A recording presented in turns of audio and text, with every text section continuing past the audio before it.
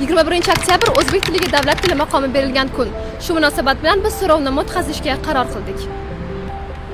O'zbek tilidagi eng chiroyli so'z onajon va dadajon. O'zbek tilidagi eng chiroyli so'z oilam. Sevgi. Men o'zim yaxshi ko'raman.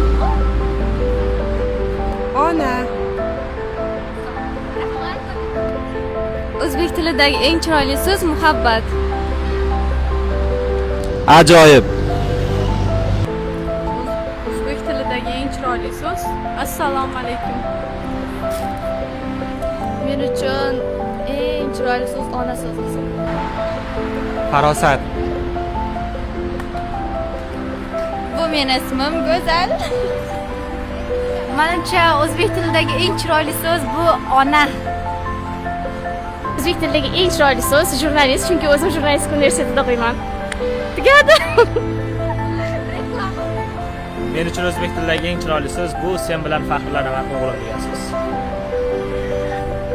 Aya sizni yaxshi ko'raman degan so'z chiroyli. Men uchun o'zbek tilidagi eng chiroyli so'z mehr va jasorat. Ona. Men uchun o'zbek tilidagi eng chiroyli so'z bu dugonalarim ismi Madina и Shahzoda. O'zbek tilidagi eng chiroyli so'z ona. Siz uchun o'zbek tilidagi eng chiroyli so'zni izohlarda yozib qoldiring.